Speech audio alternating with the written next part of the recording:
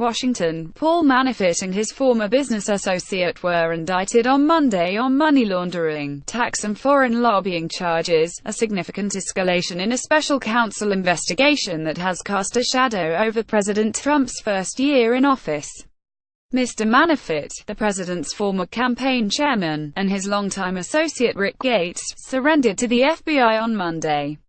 The special counsel, Robert S. Mueller III, said Mr. Manafort laundered more than $18 million to buy properties and services. Manafort used his hidden overseas wealth to enjoy a lavish lifestyle in the United States without paying taxes on that income, the indictment reads. Mr. Gates is accused of transferring more than $3 million from offshore accounts. The two are also charged with making false statements. As part of the scheme, Manafort and Gates repeatedly provided false information to financial bookkeepers, tax accountants and legal counsel, among others, the indictment read.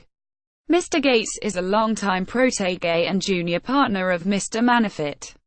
His name appears on documents linked to companies that Mr. Manafort's firm set up in Cyprus to receive payments from politicians and businesspeople in Eastern Europe, records reviewed by the New York Times show. Attempts to reach Mr. Gates on Monday were not successful. A spokesman for Mr. Manafort did not immediately respond to a request for comment.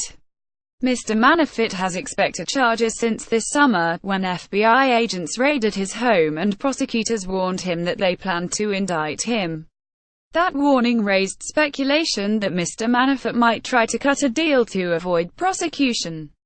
Mr. Trump's lawyer, Ty Cobb, said there were no concerns that Mr. Manafort would offer damaging information about the president in exchange for a deal.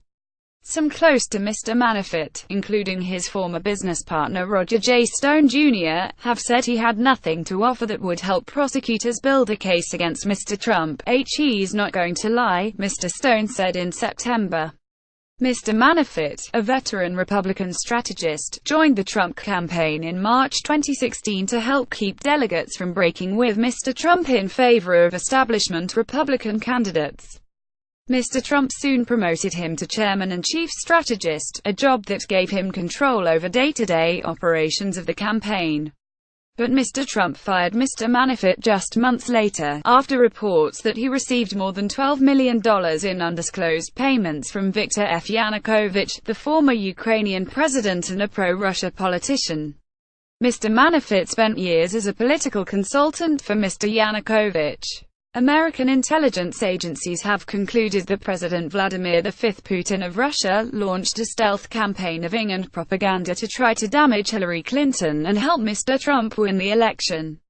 The Justice Department appointed Mr. Mueller as special counsel in May to lead the investigation into the Russian operations and to determine whether anyone around Mr. Trump was involved. Mr. Trump has denied any such collusion, and no evidence has surfaced publicly to contradict him. At the same time, Mr. Trump and his advisors this year repeatedly denied any contacts with Russians during the campaign, only to have journalists uncover one undisclosed meeting after another.